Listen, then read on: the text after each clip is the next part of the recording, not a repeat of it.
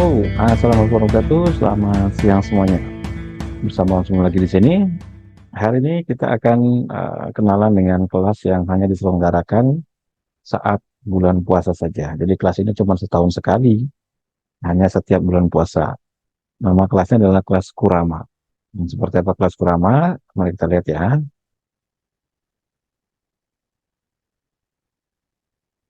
Oke, saya munculkan slide-nya dulu. Ya, ya, oke. Jadi singkatan dari Kurama itu adalah kuliah Ramadan. Ini tahunnya masih 2023. Jadi ini materi yang sama seperti tahun kemarin. Nah, ini kelas yang memang diselenggarakan hanya pada Ramadan dan eh, materinya khusus mengenai HRC.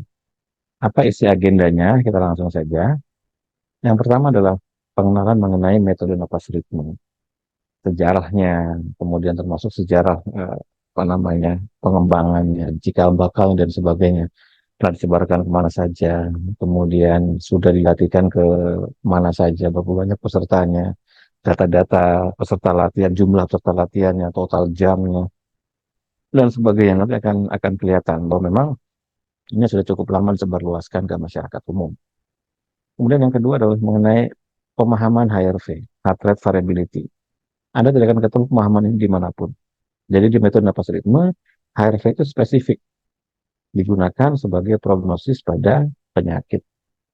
Kalau tempat lain nggak akan ketemu. Jadi Anda akan ketemu bagaimana mensinergikan teknologi pada ilmu olah napas. Nggak akan ketemu kecuali di metode napas ritme. Karena metode napas ritme sangat terkait erat dengan ilmu HRV atau heart rate variability, maka kita bisa merumuskan konsep, kita bisa merumuskan cara menghitung, cara mengukur, alat ukurnya, kemudian diagnosanya, apa yang terjadi ketika sebuah ritme dilaksanakan, hasilnya, frekuensinya, sampai ke jumlah oksigennya dan sebagainya. Ini sangat jelas sekali dan banyak sekali. Hal yang bisa dibedah dari situ. Ya, termasuk prognosis. Prognosis itu sederhananya adalah eh, sebuah kondisi atau keadaan untuk mengetahui apakah sebuah intervensi ini membawa perbaikan atau pemburukan. Nah, jadi misalnya ada orang sakit, lalu pasti diintervensi. Entah dia dengan olah napas, mungkin dengan herbal, mungkin dengan puasa, mungkin dengan diet, mungkin dengan aktivitas fisik, dengan tidur, dengan suplemen herbal, apa saja. Nah, pertanyaan kita pengen tahu, intervensi yang dilakukan itu membawa perbaikan atau pemburukan. Kita kan nggak tahu selama ini. Ya kan, selain dari harus melakukan uji lab. Kalau uji lab, berarti kita harus nunggu lagi di periode lab berikutnya. Ya kan? Katakanlah misalnya kasusnya adalah cancer. Tanggal 1 divonis cancer, katakanlah begitu ya, 1 Januari. Lalu periksa lab. Dan dokternya bilang, setelah diperiksa lab ini nanti periksa lagi tanggal 30. Maka dari tanggal 2 sampai tanggal 29 ini terjadi kekosongan. Kita nggak tahu menahu apakah intervensi yang kita lakukan dari tanggal 2 sampai tanggal 29 ini membawa perbaikan atau pemburukan. Ya kan? Jelas dong, pasti orang kalau CA atau cancer dia divonis, maka dia harus melakukan segala upaya untuk menyembuhkan dari kankernya. Betul ya? Ya kan? Berarti ketika dia divonis tanggal 1, maka dari tanggal 2 sampai tanggal 29 sebelum pengukuran berikutnya, dia harus melakukan segala upaya, segala intervensi untuk mengarah pada kesembuhan kanker. Nah, pertanyaannya, intervensinya benar apa enggak? Membawa perbaikan atau pemburukan? Ya kan? Kita nggak tahu.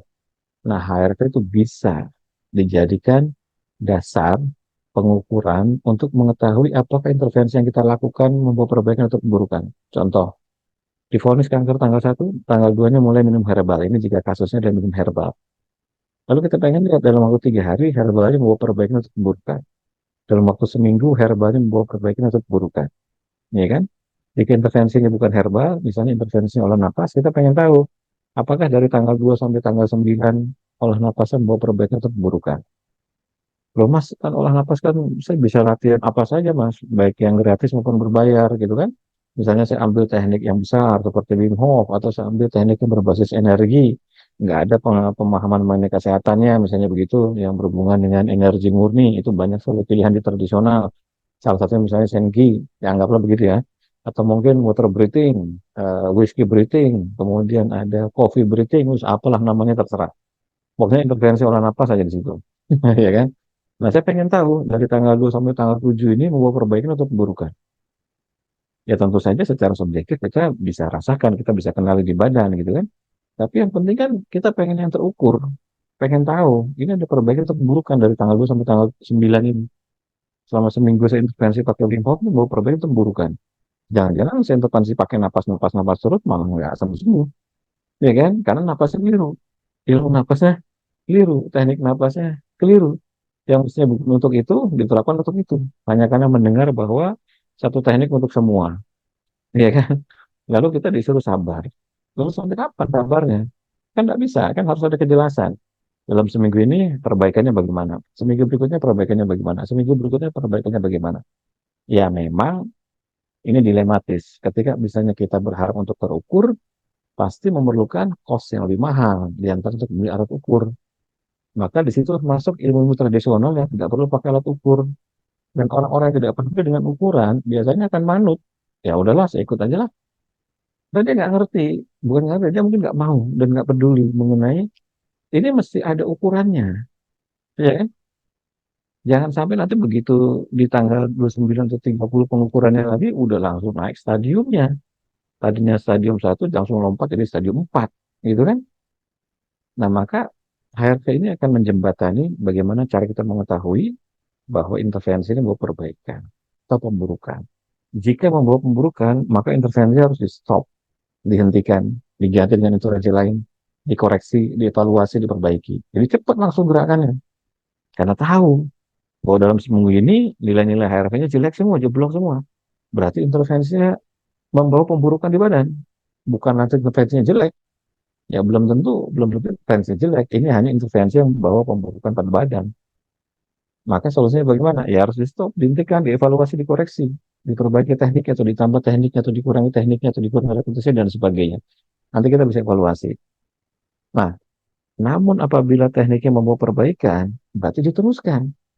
Jadi artinya intervensi yang dilakukan pada saat itu benar. Olah napas yang dilakukan pada saat seminggu dari tanggal 2 sampai tanggal 9 itu benar. Nah, jadi bisa diteruskan. Nanti evaluasi lagi 3 sampai 7 hari. Evaluasi lagi 3 sampai 7 hari. Evaluasi lagi 3 sampai 7 hari. Berarti Anda harus mau mencatat, jangan bosan.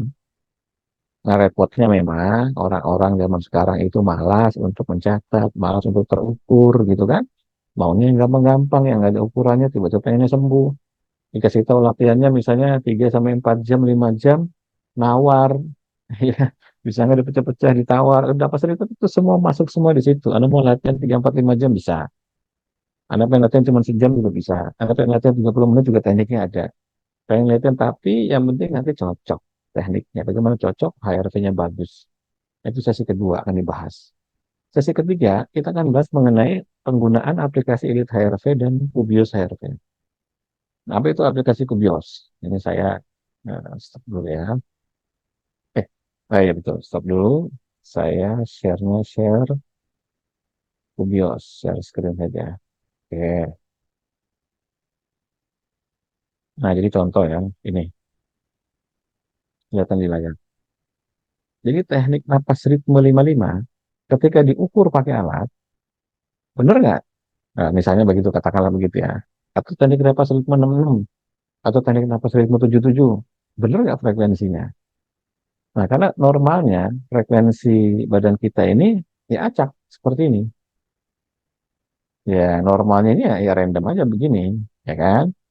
Kenapa? Karena ya berinteraksi dengan segala macam jenis panca indera, matanya melihat warna, bentuk, volume, jarak, dan sebagainya di depan, maka terbersihlah pikiran-pikiran. Pendengarannya mendengar dari segi macam bunyi-bunyi, lagu-lagu atau suara-suara pelontrang, apalah begitu, gelas pecah dan sebagainya, maka terbersihlah frekuensi-frekuensi yang random. Belum lagi kalau dalam pikirannya memikirkan macam-macam, belum lagi dalam hatinya memikirkan macam-macam, ya kan? Pasti frekuensinya random. Nah, ketika diolah napasnya, maka frekuensinya itu dibikin stabil di situ aja. Dibikin stabil di situ aja. Jadi digetarkannya itu cuma di situ aja. Kalau nggak pakai alat begini nih, nggak pakai software begini, kita nggak akan tahu. Anda dijamin nggak akan tahu. Ya, bagi sebagian orang yang merasa mungkin tahu. Tetapi kebanyakan dari kita bukan orang yang merasa, bukan orang yang peka. Maka diperlukan alat untuk mengetahui, untuk menguji setiap ritme-ritmenya ini membawa frekuensi berapa. Lalu bergetaran di badannya itu betul atau tidak angkanya. Ketika bergetaran, maka di dalam badan orang itu sepanjang periode, katakanlah saya tarik dari sini ke sini ya, saya tarik sampai let's say 3 menit ya, 3 menit, oke saya edit sedikit sini, 3 menit.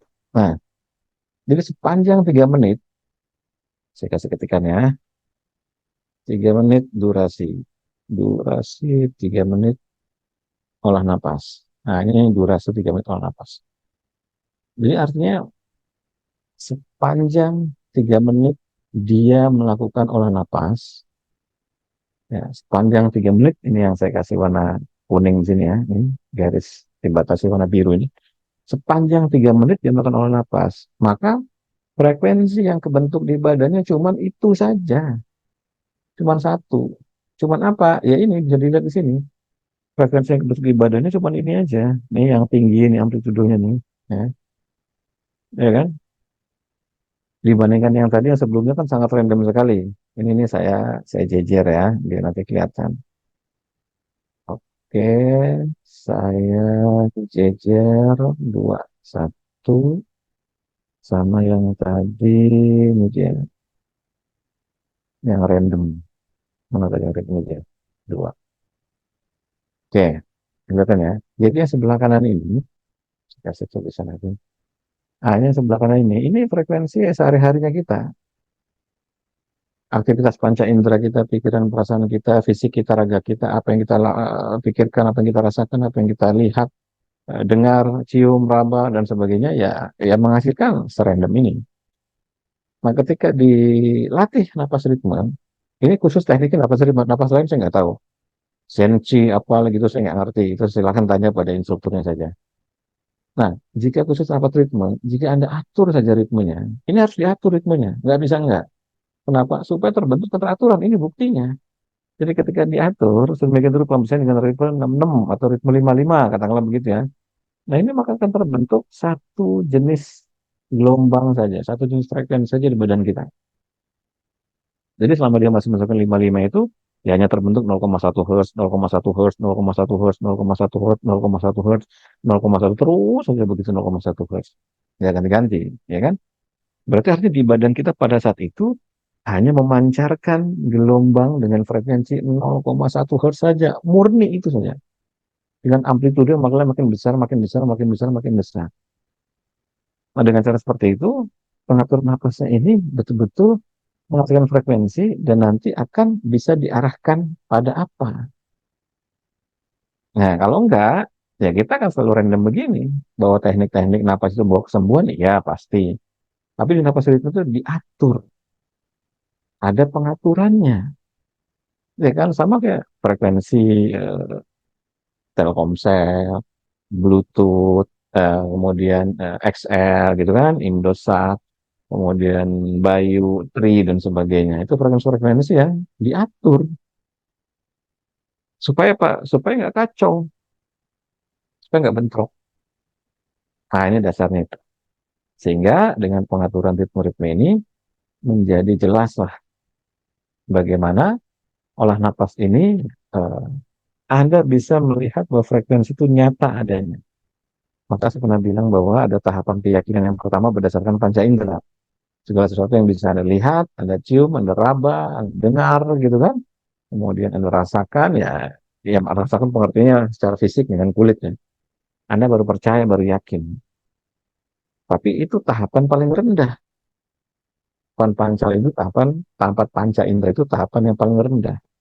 Naik di atas itu ada namanya tahapan akal, disebut sebagai ilmu yakin, tahapan ilmu, tahapan ketika akal Anda bisa menelaah, memahami sehingga memberikan keyakinan bahwa ini loh, contohnya listrik. Ada yang bisa ngeliat listrik di sini? Nggak ada. Frekuensi. Ada yang bisa ngeliat sinyal-sinyal Bluetooth berseliweran di sini dengan mata telanjang atau dengan telinga. Oh, ada dengar di sini. Oh, itu mancarin Bluetooth tuh mas, didengar suaranya. Kan nggak ada yang bisa. Jadi frekuensi kemudian listrik itu hanya karena tidak terdeteksi oleh panca indera, tidak terlihat oleh mata, Di dalam tes itu ada. Anda harus gunakan akal. Bagaimana ya? Pakai alat untuk mengetahui ada atau tidak adanya listrik di situ. Anda harus pakai alat untuk mengetahui ada atau tidak adanya frekuensi di situ.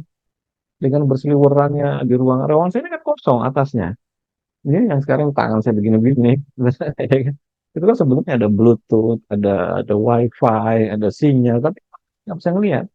Tapi dengan alat, ya kan, misalnya kayak software-software untuk menangkap frekuensi dan gelombang, menangkap WiFi, menangkap sinyal-sinyal, ya kan, seperti net, shark atau macam jenis itu, ya otomatis jadi kelihatan, tapi harus di laptop atau di handphone, begitu. Nah, frekuensi juga sama. Maka ketika Anda memahami ini, Anda memahami bahwa metode napas ritme itu sudah dalam tahap keyakinan yang dilahirkan oleh akal, bukan sekedar panca indera, karena frekuensi tidak bisa Anda lihat. Maka Anda harus menggunakan cara lain, yaitu cara ilmu, cara akal berbasis akal untuk memberikan pemahaman. Baru nanti hatinya yakin bahwa listrik itu ada, ya kan? Frekuensi itu ada. Anda sudah full yakin, sudah betul-betul mencapai tahap keyakinan yang hakiki, yang sungguh-sungguh, yang benar bahwa listrik itu ada. Nggak perlu ada diyakinkan orang. Yang diyakinkan itu paling cuma, hati-hati di situ ada kabel yang lupas loh, jangan dipegang, nanti ada listriknya, cuma itu aja, ya kan? Tapi listriknya sendiri, walaupun tidak berwujud, tidak Anda lihat, itu Anda sudah sangat yakin, 1000% yakin bahwa listrik itu di bumi ini ada. Ya, jelas ya. Nah, sekarang kita lihat lagi untuk yang berikutnya. Tadi sudah Erit HRV dan Kubios. Kemudian, bagaimana kita memahami variabel HRV? Jadi, apa itu variabel HRV? Saya munculkan HRV yang tadi sini ya, yang gede aja. Ini dia, segede ini. Ya. Nah, jadi variabel HRV itu yang ada di sini, seperti peak puncak powernya. Dan ada lagi yang di sini, seperti SDNN, standar deviasi, standar heart rate. Ada RMSSD itu apa? Ada NNXX itu apa? Ada PNN itu apa? Ada heart rate triangular index itu apa? Ya kan? Ada stress index itu apa? Kemudian ada lagi di sini yang non linear. Ada standar divisi 1, ada standar divisi 2, ada standar divisi 2 dibagi standar divisi 1. Jika gambarnya begitu maksudnya apa? Nah, ini pemahaman terhadap variabel. Susah nggak sih belajar begini? Ya, dibilang susah enggak, dibilang gampang juga karena ilmu baru. Ya perlu waktu untuk belajar. Ya, saya kasih ilustrasi. Saat pertama kali seseorang periksa darah, maka dia dikasih lembaran hasil print mengenai kimia darah orang itu. Di dalamnya ada hematologi, ya kan? Ada HbA1c, ada gula darah puasa, ada gula darah PP, ada gula darah sewaktu, kemudian ada SGLT-SGPT. Lalu di dalamnya ada ureum, ada kreatinin, ada BUN, ada EGFR, lalu di dalamnya ada lagi misalnya HSCRP, ada lagi misalnya albumin, ada lagi misalnya alkalin fosfatas, kemudian ada lagi misalnya eosinofil, basofil itu ada di hematologi darah. Ada lagi misalnya TSH, kemudian ada TSH, TSH dan semua banyak sekali lah. Ada ratusan mungkin berbagai kimia darah. Nah, seseorang ketika disodorkan begitu tuh bentuknya angka-angka, maka dia belajar untuk mengetahui. Karena setiap angka ini merujuk pada sebuah organ dan fungsi-fungsi tertentu. Misalnya untuk merujuk pada liver, ya Anda cukup merujuk pada nilai SGT, SGPT. Untuk merujuk pada diabetes atau tidak, Anda merujuk pada HbA1c, gula darah puasa, gula darah sewaktu, gula darah postprandial. Untuk merujuk pada ginjal, profil ginjal Anda merujuk pada ureum, kreatinin, BUN, EGFR, gitu kan, tergantung apa yang sedang diuji. Untuk merujuk pada misalnya hematologi darah, di situ ada hemoglobin, ada MCV, ada MCH, ada RDW, ada semacam-macam. Nah, masing-masing mewakili. Jadi nggak mungkin Anda boleh ketukar. Jadi kalau pengen melihat profil ginjal, Anda lihatnya pada SGT, SGPT. Yang nggak ketemu, itu fungsi yang berbeda, itu variabel yang berbeda. Nah, itu juga sama. Jadi HRV itu berisi satu perangkat variabel-variabel beserta dengan nilainya yang merujuk pada maksud dan tujuan tertentu. Yang mewakili misalnya fungsi-fungsi tertentu, manfaat tertentu, atau nilai-nilai tertentu. Nah, ini dipelajari, karena di dalamnya nanti Anda bisa tahu apa yang sedang dominan pada saat itu. Apakah secara simpatik atau parasimpatik. kemudian seberapa besar amplitudonya, seberapa cocok kekuatan power kelistrikan yang ada di dalam jam syaraf Anda. Karena kalau kelistrikannya rendah, maka tentu otomatis apa yang bisa diharapkan dari sebuah bangunan yang listriknya kecil. Bangunannya gede, luas, listriknya kecil. Maka dia hanya bisa menghidupi daerah-daerah utama saja, area lain tidak. Ada banyak sekali yang dilihat sampai ke moodnya. Mood itu maksudnya gini, saat ada sesi latihan itu, sebenarnya olah napas itu dapat menaikkan mood Anda atau tidak? Kan gitu. Kemudian termasuk cocok atau tidak di badan. Jadi saat latihan napas itu, Anda bisa tahu ritme-ritme berapa yang cocok di badan, yang dianggap baik oleh badan. Dengan cara Pak, melihat nilai-nilai tertentu nanti. Ada jurnalnya, ada variabelnya. Nah, kayak saya pribadi, ini saya pribadi. Di antara sekian banyak ritme, dari sekian banyak ritme, saya hanya mengerucut pada 3 jenis ritme saja yang kalau dilakukan di badan saya ini menjadi sangat efisien untuk pemulihan dan penyembuhan dalam kondisi sakit apapun. Di badan saya sekali lagi ya, karena saya sudah ukur. Yang pertama adalah ritme 24, yang kedua adalah ritme progresif, yang ketiga adalah ritme 55, dan yang keempat adalah ritme 99. Jadi 4 jenis ritme itu kalau di badan saya, itu memiliki efek paling besar terhadap penyembuhan, terhadap peningkatan stamina, terhadap perbaikan-perbaikan secara menyeluruh. Kalau di badan saya, ritme-ritme lain bukannya jelek, tetap punya manfaat bagus, tapi biasa saya variasikan saja di antara ritme-ritme utama. Jadi nanti Anda jadi ngerti ritme-ritme utama di badan yang nanti harus dilatih dari sekian banyak ritme yang ada. Itu ritme apa? Karena ritme-ritme utama itu nanti akan mensupport dari latihan-latihan saat Anda belajar ritme-ritme yang lain. Dasarnya itu Anda mesti tahu dulu. Nah, ya kan? Ya, kalau dulu kan ada pelajaran bioritmik, Anda belajar mengenai komunikasi sel. Apakah lewat rasa, lewat visual, atau lewat narasi. Nah, kalau di sini lain. Ini lain. Ini Anda belajar mengetahui nanti ritme apa yang di badan saya kalau dipraktekkan memiliki efek paling besar. Oke, jelas di sini ya. Sekarang kita lihat lagi untuk yang sesi kelima. Nah, di sini sesi kelima ini adalah pengujian berbagai frekuensi ritme. Dari mulai 1, 1, 2, 2, 3, 3, 4, 5, 5, 6, 7, 7, 8, 8, 9, 10, 11, dan seterusnya. Ya kan, ini ada dua. Nah, pada saat melakukan ini, nanti datanya dicatat, direkam. Lalu diberikan ke saya. Nanti saya bantu analisa live nanti dengan peserta lewat apa namanya data-data yang dikirimkan. Dan datanya nggak mungkin dimanipulasi. Karena ada softwarenya, ada aplikasinya, dan disarankan Anda punya alatnya. Supaya tahu tuh gimana cara ngukurnya. Ya kan? Nah, baru setelah itu ada lagi pengujian intervensi yang non olah napas. Non olah napas itu contohnya apa? Diet, aktivitas fisik, herbal, suplemen-suplemen, kemudian pola tidur, intervensi lain, misalnya meditasi, ya kan? Ada anak-anak jalani apa saja, terserah, pokoknya selain olah napas. Itu bisa diukur, bisa kelihatan apakah intervensi itu membawa perbaikan atau pemburukan. Oke, jelas ya? Nah, udah jelas. Jadi sekali lagi, ini adalah kelas baru di 2024 ini, namanya kelas Kurama. Ini saya langsung ganti saja, biar nanti di screenshotnya benar. Ya, namanya kelas Kurama atau kuliah Ramadan, cuman setahun sekali.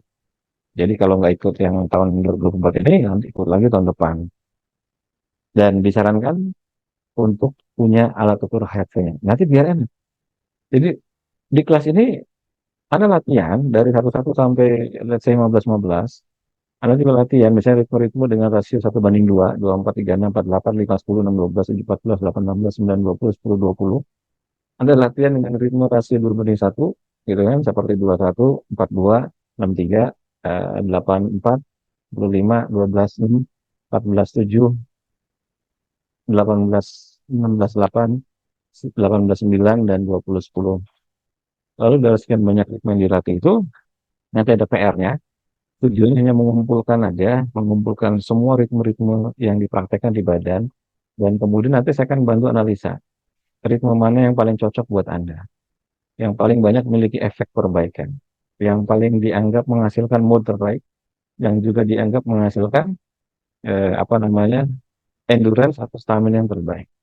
Oke ya, sampai ketemu di kelas Kurama yang akan dilaksanakan tanggal 13 Ramadan, seminggu 2 kali, setiap sore saja, sampai menjelang Lebaran.